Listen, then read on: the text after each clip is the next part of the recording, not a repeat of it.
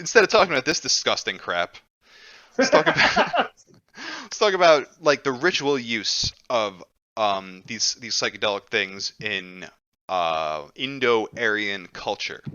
In the Okay. Vedas, they talk a lot about soma, which now what soma is some like muscle relaxer, but like from these ancient accounts, the soma that they were talking about, it seems like it was a psychedelic. It would let you experience new levels of reality. It would give you energy. It would make you. It would basically put you in touch with the divine. But it's been lost to time. Nobody's quite sure what it is. And Huh. like it was carried, it is a very Indo-Aryan thing because it was carried into Iran with the Zoroastrians. They're basically extinct now, so it was largely lost to time. So I found these weird, I don't even know what they are. They are the Soma shamans, but I'm pretty sure they're practicing some weird Indo-Aryan, I don't even know, witchcraft in the woods, eating mushrooms. But it's pretty fucking entertaining. I'm gonna give you a look That at sounds this. fun. Yeah, I'm gonna throw this on the It screen. sounds real fun. It is fun. We're gonna do this. Hawk, a Soma shaman mystic, author of Sacred Soma Shamans, has used Amanita as a sacrament and tonic for 30 years. His dedication to the mystical mushroom revealed the heavenly side of Soma and has shown him that God and Soma are one. So we got more like God is the mushroom stuff. Hmm. This is a little story of Soma, an angel of heaven whom I often refer to as the Son of God. Because in the original mushroom religion on earth, the sacrifice of Soma was considered to be the sacrifice of the Son of God. In partaking of Soma, you are partaking of the host of heaven, for this is the only way in which God manifests his physical presence upon the earth. Soma is the way you can obtain union with God Totally fucked up already, I can through tell. chemistry, because God's mind is a fluid state of consciousness, is not solidified into identity, and contains neither emotion nor desire. Consequently, it isn't the illusion that mankind experiences.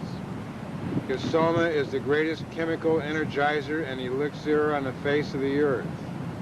It has the best qualities of acid, without the speedy breakdown of the and physical exhaustion at the end. It energizes you. Now, I want to clarify the mushroom that he's talking about is the Amanita muscaria. That thing is not a psychedelic. It's generally classified as deliriant, and it makes you, supposedly, it makes you kind of sick, and it makes you fucking crazy for a while. I haven't heard too many, like, accounts of people having euphoric experiences. They might see, like, another dimension or something, but they're not having fun. It eliminates anxiety. It eliminates pain. It eliminates fear by blocking the chemicals that absorb into the brain and create these uh, emotions. If you're feeling as if you're half dead physically and you take Soma, you'll instantly feel full of energy. It not only puts energy in you, but you'll be able to see, others will be able to see you as you blossom out at the instant, doubling and tripling the amount of energy you previously displayed. The way to take Soma is always thanking heaven for the gift of God. For only God could be divine enough to put this beautiful substance on earth. Soma will make you obtain union with the spiritual energy of God, or that is to say, you will be able to find out what it's like to be in God's mind, because the energy within God's The mind and the Godhead. energy within Soma are the exact same energy. They're fluid, it's vibrant, it's vital, it's luscious, it's luxurious, it's extreme, it's glorious, and oh my goodness, I've just made myself hungry. This should never happen to an aesthetics here, but I guess I talked myself into it. We're gonna Well, watch this next goodbye, one too. folks. This is food review. The next one is his fucking highly acclaimed and accredited food review. Okay. Food review. Master Soma Going Shaman to Hawk. consume an entire Amanita at one setting, proving that it's not the deadly poison after all.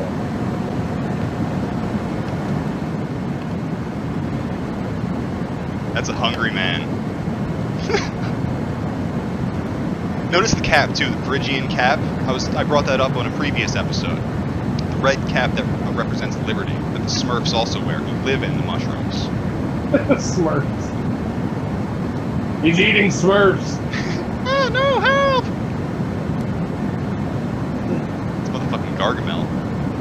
I was gonna say this is Shaman Gargamel. Wow. Dude ain't playing. Chomping away. I bet he's really enjoying himself. Enjoying nature, enjoying the flavor. I don't know how long we actually have to watch this for. I just think it's very funny.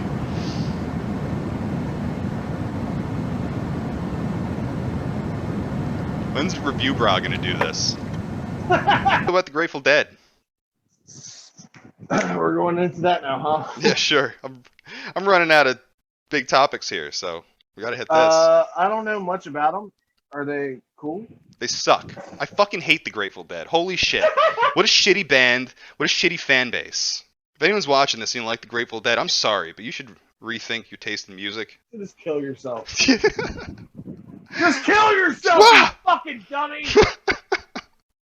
I wouldn't go that far. Like the Grateful Dead? Get your life together. You suck dick, you fucking retard!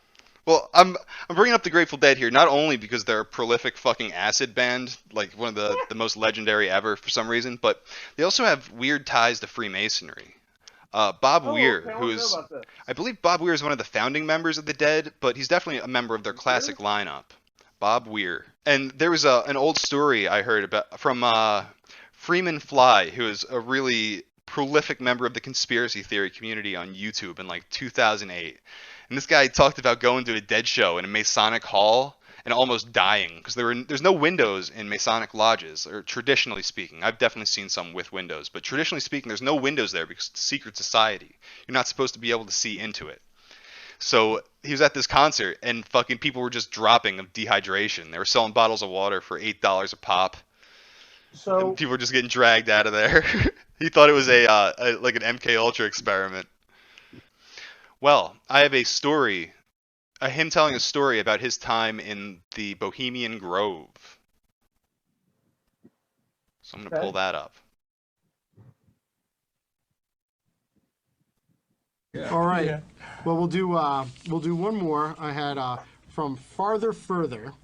What insights can you share with us about your performance at the Bohemian Grove? Well, I'll tell you what. I don't talk much about the Bohemian Grove because, you know, it's a place that people go to get away from the that guy's spotlight. mustache. You know, a lot of relatively well-known guys are members of that club.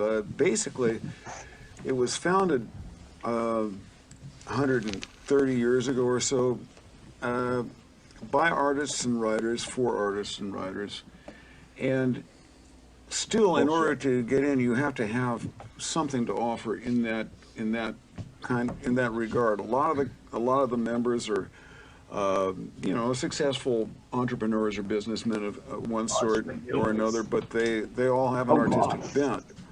The stuff you hear about it in the rumor mill is, while entertaining, I've never caught any virginal sacrifices. Now you've seen the Alex Jones video, right?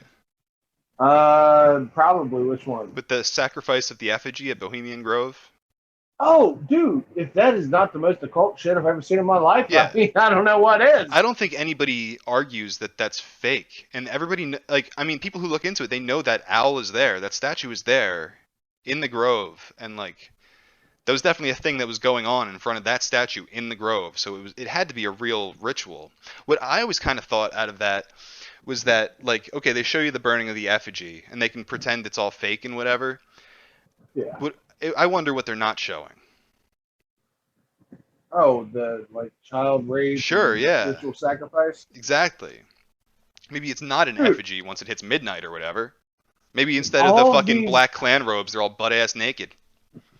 All these fucking rich people doing all this shit. Like, dude, if you're really one of those people that says that all these fucking elites are not doing this shit at this point, like you're either fucking retarded or you're just like lying. Yeah. I'm gonna let this They roll a do little weird bit more. shit. Like, dude, burning a giant owl. Like, hello. Yeah. So Anything kind of remotely like that. He's I willing. had some interesting times up there. And you know, there are a lot of movers and shakers in that club, and I enjoy the chance, given my mindset, my Weltschmerz, if you will. What? oh god. I enjoy a chance to get together with those guys and knock a couple back and talk it down. One time I spent a weekend up there. Bohemian Grove. I ran into a guy named General Bill Quinn, and we had a couple drinks together. We were sitting in front of a fireplace, and we just started telling. We fell in together, and we started telling, you know, war stories. He was the guy that Hermann Goering surrendered, not his sword, but basically it was a mace. He surrendered but he sought out Bill Quinn.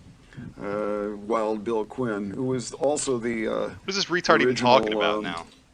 the original head of the OSS, which became yeah, the here we go. CIA. Was a very, very interesting guy. And we just went back and forth. We had a So there's your CIA connection, and like obviously they're the ones in charge of MK Ultra, and that takes you back to like the acid Kool-Aid tests from the 60s that the Dead were very much a part of, where they do these giant concerts full of just people on acid. Like it wouldn't surprise me at all if that was just experimentation.